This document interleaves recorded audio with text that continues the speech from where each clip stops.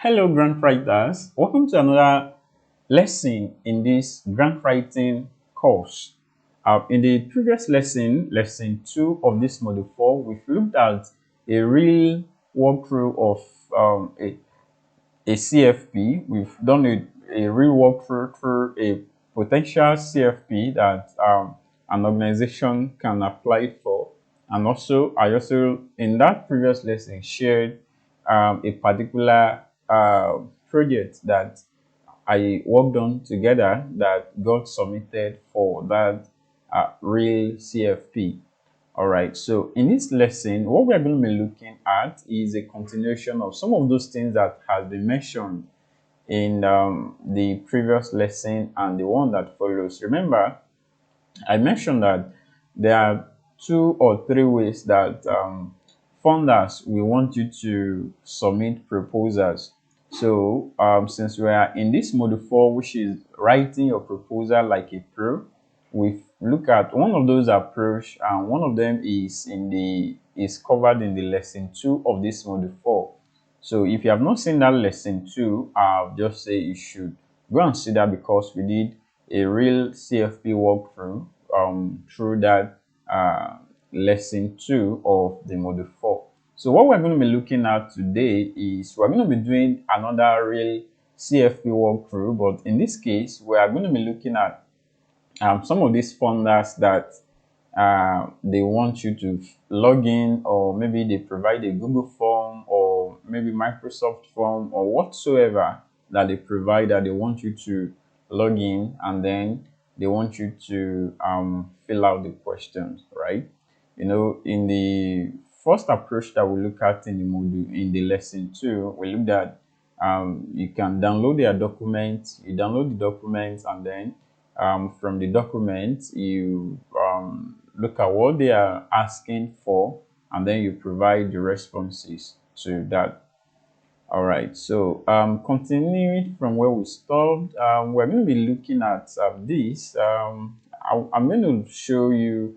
Okay, by the way, this is GrantsDatabase.org. So if you are new to this course, you are just seeing it for the first time, this is a grant writing course that is powered by GrantsDatabase.org. So it's a global platform that shows grants. You can see categories for NGOs, for startups, individual fellowships, awards, scholarships. You can search global, you can search Africa, you can search America, you can search Asia, Australia, Europe. So this is the global database for grants. All right, so for this particular lesson, we're going to be using this CFP, call for application, as our practical guide. Now, this is a call for application, Habodmo Future Leaders Fellowship. Now, this is a fellowship program for ladies, women. So let's go through it. Deadline is July 31.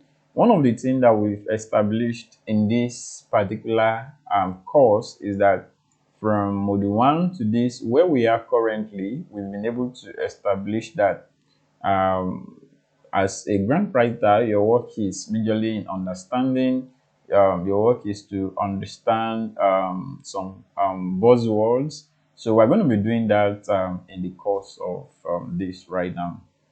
So we see that, okay, this about the Habodmo Future Leaders is a 12-week virtual leadership development program that is designed to equip young women. Okay, and then the duration is 12 weeks, right? This is something that you can just check on. You can just check it out. Now, who should apply? We are talking about eligibility now.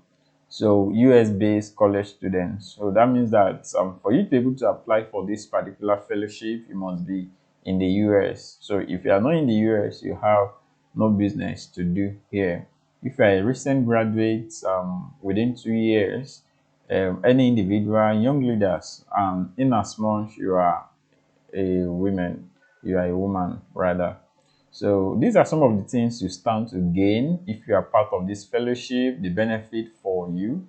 And here, yes, this is where we are. This video is not going to be too long. Yes, part of my students, they know already how to identify buzzwords, how to read this CFP like a pro. So I'm going to skip that part and get into the essence of today's video. So I'm going to go ahead to click on apply for her bold move. We're going to see what the application looks like. Now, this is what I'm talking about. Unlike what we did in lesson 2, this organization, they have a Google form instead of wanting you to download a document, right? So they want that response to be filled up on the Google form so that they can review it at their back there.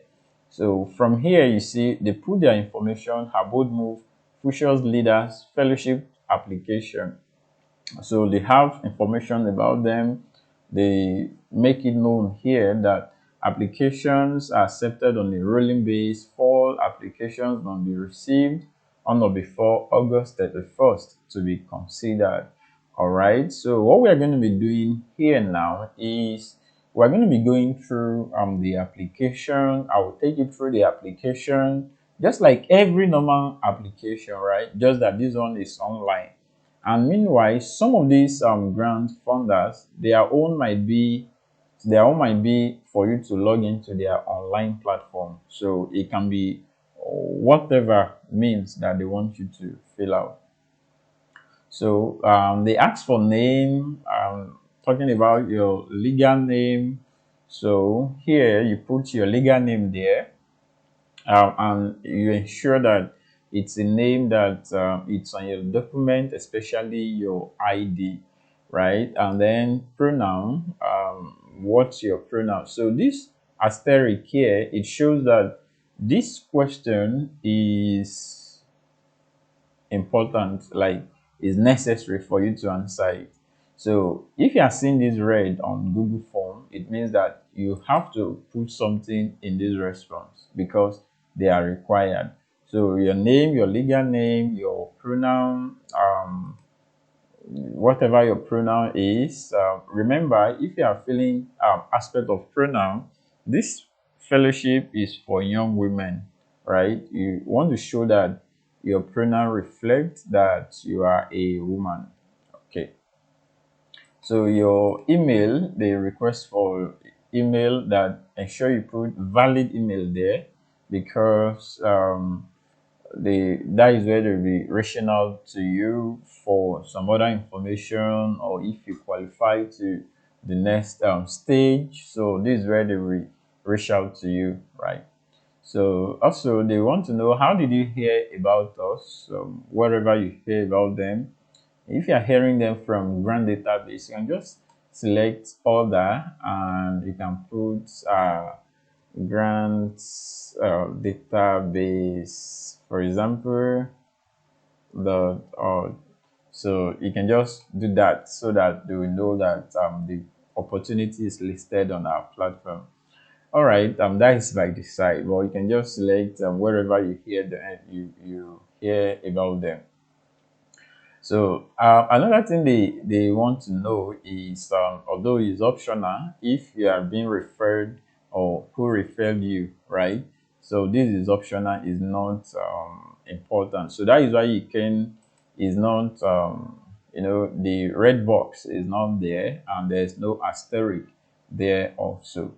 So what section are you applying for? There's only one section there. You click on the fall.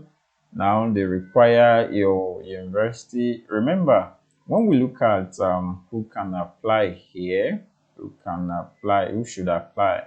So we see that either you are a current student, or you are a recent graduate within 2 years.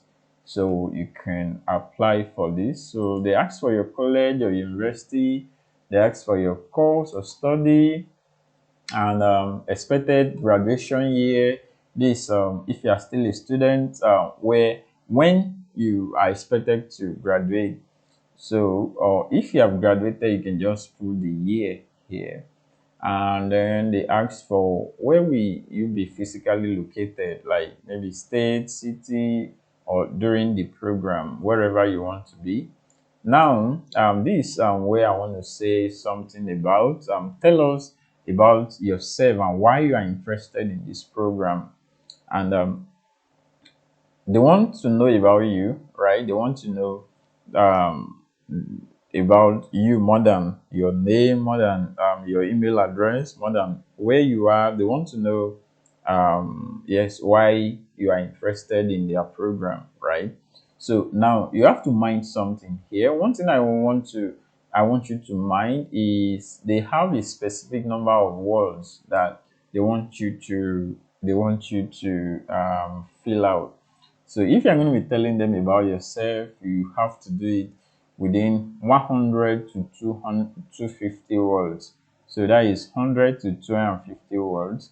So you have to be very careful regarding that. So that means that the list of what you can put in here of this response should not be less than 100 words. And the most you can put here should not be more than 250 words. This is very, very important because as they have set it here, if you type something, just put something, this is just too nonsense. You might not be able to submit because, or even if you submit, you might not be able to have that chance more than someone that really put in the effort to tell them about themselves and why they are interested in the program.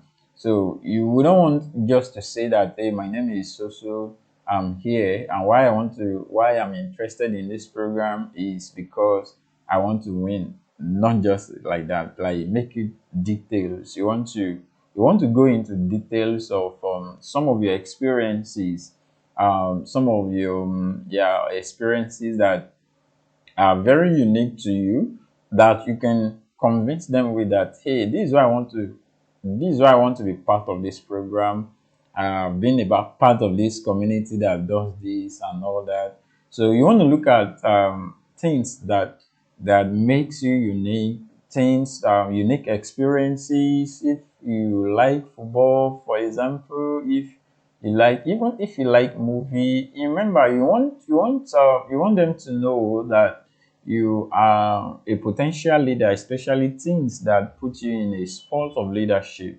right? So the second one there is, how does this program align with your professional or personal goals? That is another question they want you to fill out, right? Now, this question is talking about looking at this program and then looking at you as a person. You have a personal goal, and also you have your professional goals. As someone, let's say, as someone that is a grant writer, or you're an entrepreneur, or you want to be um, in politics, or whatever you want to be professionally, lawyer, doctor, whatsoever profession that could be. So now they are trying to gauge here, what is the correlation between this program and your profession or your personal goals, right? So that it won't just be like they are getting people that do not have any correlation with the program, right? So that is the reason why they are asking this question. And mind you, all of these questions are what they are going to be reading from their end, right? Human being like yourself are going to sit down with their computers or with their phone to read all of these things. So you want to ensure that you use unique experiences. One of the things that most people do that doesn't win them is they use AI. Yes, AI is there, and part of this course I will show you how to analyze CFP with AI. But this how does this program align with your professional or personal goals? AI cannot give a response that you can give, right? AI does not know yourself. AI does not know you more than you know yourself, right? AI does not have your experience when you are a teenager. Now, even if you are still a teenager right now, or whatever your age is, AI does not know when there are some unique opportunities, things that you've done that are there that you can use. Yeah, you can guide the AI with some prompts, but it's very, very important that you first map out how do you want to use AI, and to ensure that it doesn't just generate random response that will not get you to be selected for this, right? Now, the third thing they want to know about, also mind you, this is also between 100 to 250 words. So the third thing they want to know about is, what does being bold mean to you? Wow, this is exciting. This is exciting already. So here they want to know now. This program is How Bold Move Future Leaders, right? So this is very core to this application. All of these questions, they are very, very core. They have a way for them to grade you with your response. People that are going to be sitting down at the back end to review these questions have a mark. They have a mark, like a way of scoring you, right? Even if they have about 100,000 applications, even no matter the numbers of application they have, they are looking at some of these things, looking at them, and then have a process of grading you. So now, what does being bold mean to you, right? So when you are trying to answer this question, you want to look at your life experience. You want to look at, have you done anything that requires boldness? Maybe there is something you have been thinking of going after. You are afraid of it before. It can be anything, right? It can be anything. It doesn't have to be something like too ambiguous. It can be anything, in as much it's from your experience. So someone that have never attempted something before, you can put that in that, okay, you've never attempted this before, but the first time you've been afraid of it, and then you just made up your mind and you go after that. So that is how to answer this particular place. You want to talk from experience. You want to talk about some of the things that you have done, right? You want to look at being bold. You want to look at it, and even if it's not personal experience, maybe people close to you, maybe a mentor, maybe some of those things that you've seen people done, and you are like, wow, this is bold. So these are some of the things that they want to see, and they be like, wow, this is a unique experience from this person. All right. Another thing they want to know is, what is an issue you are passionate about? Yes. So what issue are you passionate about?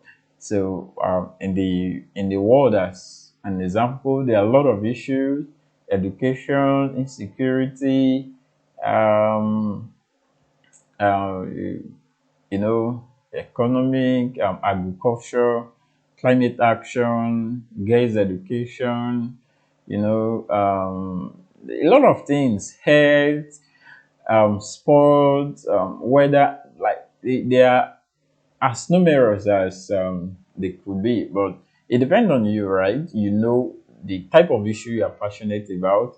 As you are passionate about it, yes, you really know what you are passionate about. It's now left for you to put all of these things together. Not just that, you are not going to just put it that I'm passionate about um, climate action. That is how many words? It's like 5 or 6 words, but they want you to put like 100 words at a minimum, right? So that is on that. So now the other one here is, if you could pick any politician to be your mentor, who would you pick and why? Right, right. This is also something they want to know about you. They want to know that you really follow up on some of these politicians.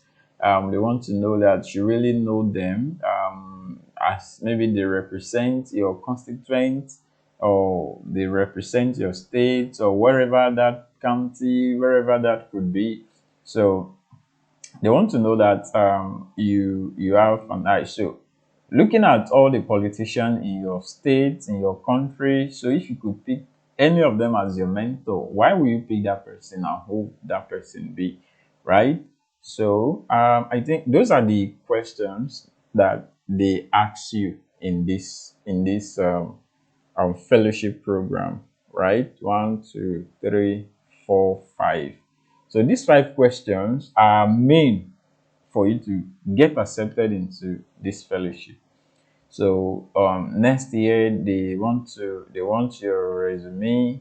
Remember, this is important. If you did not include your resume, you won't be able to submit this application. Also, they want your university transcripts. Um, Okay, so they want your university transcript. So if it's also important, if it's not there, you won't be able to submit.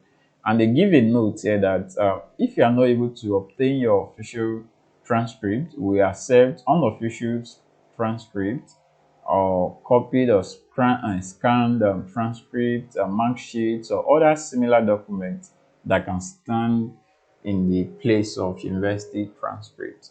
So here they want to know this is optional, but list your references right here.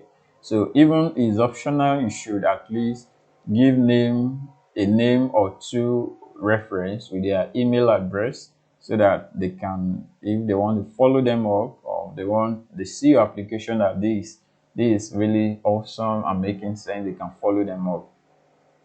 So here, okay, if there is anything else you would like us to know, if there's anything else you want them to know, you can put them in document, maybe as a Word document or as PDF.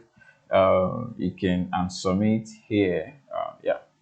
So finally, you are going to acknowledge this. The HBM fellowship require roughly 4 to 5 hours of participation time each week, and attendance at weekly virtual sections is required. So you want to acknowledge this, you want to also acknowledge this, and before you click on submit. So you see that this particular process is different a little bit from what we did in lesson 2, and that is the reason why we're reviewing this again, because every funder have their own mentor, they have their own way of getting you to fill their proposal questions. Yes, so that brought us to the end of this video. So if you are new here, this is a course on grant writing. We're in module 4, writing your grant like a pro. This is lesson 3, where we are still doing a real walkthrough of CSP, and we've looked at still on this, how to answer your questions and how to keep on, how to write those things out. All right, so see you in the next video. Ensure you subscribe to this channel and give a thumbs up to this video. Thank you.